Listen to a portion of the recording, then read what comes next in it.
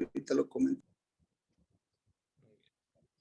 Y en el tratamiento, el paciente se llama mantener al paciente en reposo en una cama con la cabeza en unos ángulos de 30 grados. Si existe insuficiencia respiratoria o alteración en la deglución, sería moverlo para que pueda respirar o deglucir mejor, con movimientos pasivos y cambios de cada 4 horas. Y si un paciente tiene consecuencias, dificultades respiratorias, será la administración de oxígeno. Y luego en el tratamiento será activador de plasmático tisular recombinante o ATP-RTPA. Entre 0, será administrarle 0.9 miligramos por kilogramo. Aspirina, que sería un antitrombótico. Una dosis inicial de 325 miligramos en las primeras 24 horas a las 48 horas del inicio del evento. Y ácido acetilsalicílico de las dosis de 150 miligramos por día, que sería la terapia anticoagulante. Y ya con esto yo acabaría.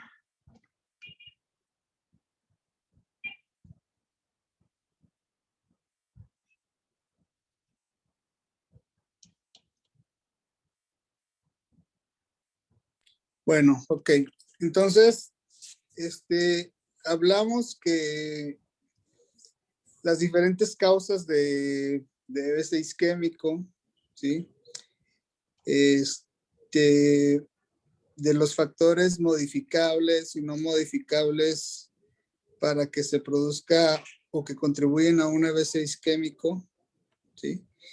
Cuando consideramos que la isquemia es una isquemia cerebral transitoria, cuando el paciente recupera su déficit neurológico, y cuando este déficit neurológico supera ese tiempo, se considera un infarto cerebral como tal, ¿sí?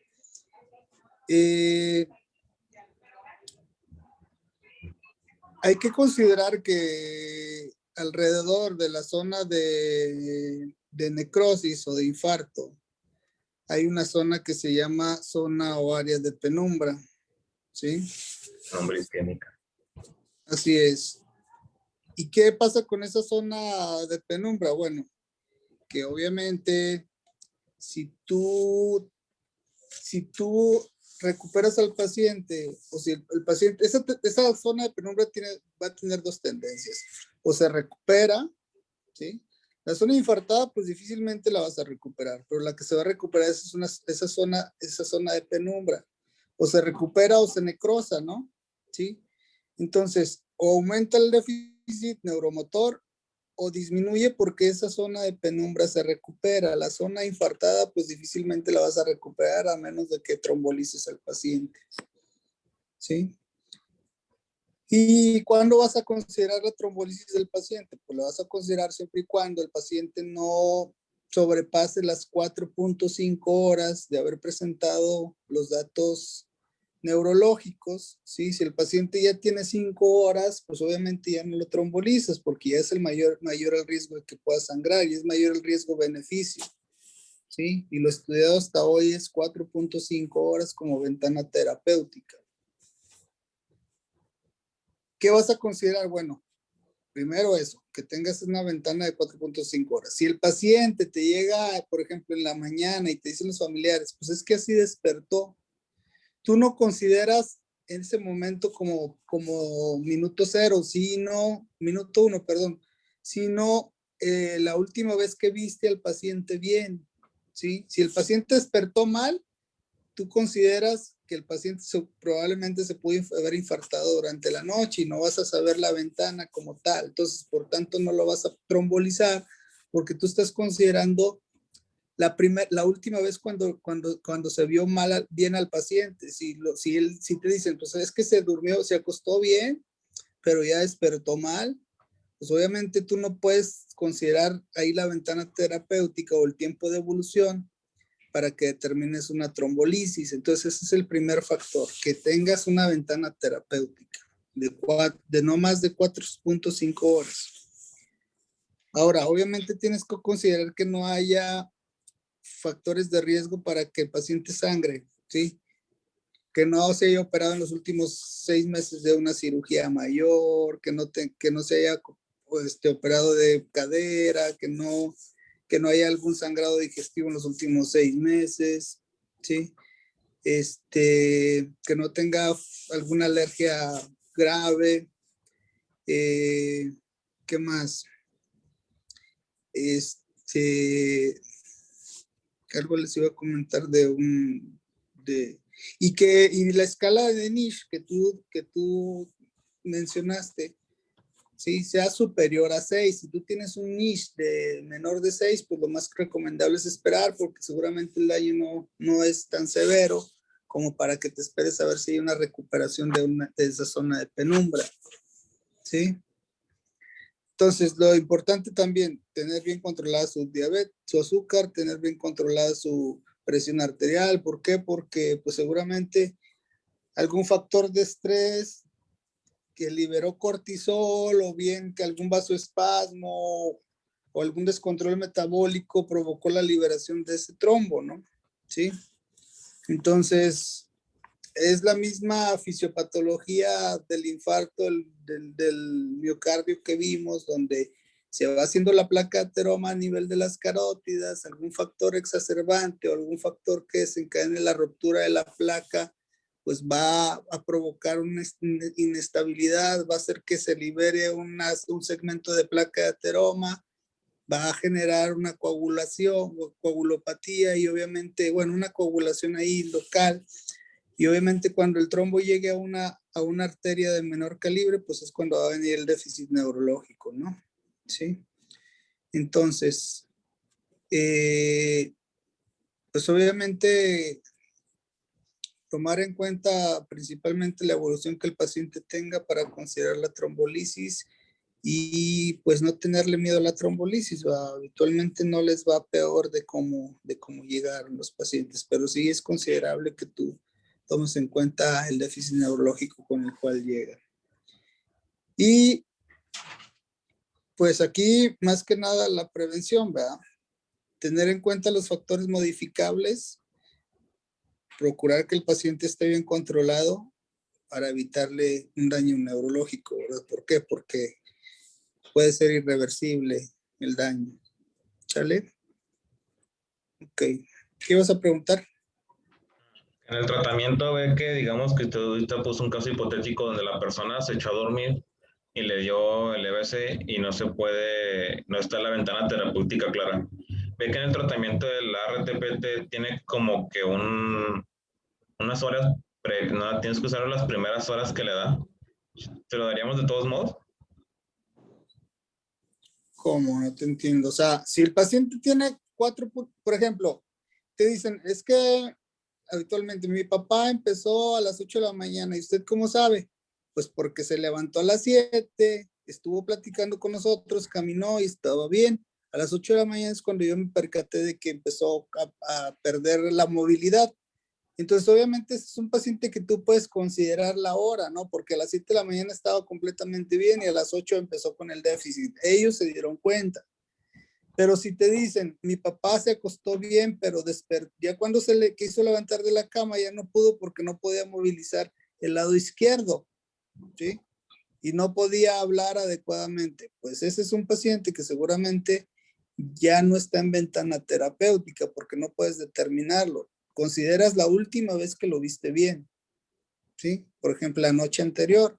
Entonces ese paciente seguramente ya sobrepasa la ventana terapéutica, ¿no? ¿Sí?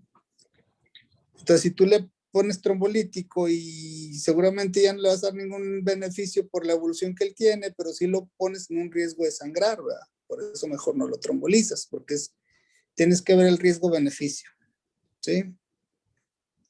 ¿Qué más, chavos? ¿Nada más? O sea que el tratamiento con ventana terapéutica será trombolítico y RTPA. Pasando de eso, solo sería trombolítico. Los trombolíticos, ¿sí? Como tal. Pues más que nada eso, ¿no? Considerar el déficit, que acuérdense la deposición de las pirámides, Y dijimos, afasia sensitiva, hemisferio izquierdo, afasia motora, hemisferio derecho. ¿Sale? Órale, pues. Nos vemos mañana si Dios quiere. Hasta mañana, doctor. Vale. Hasta mañana.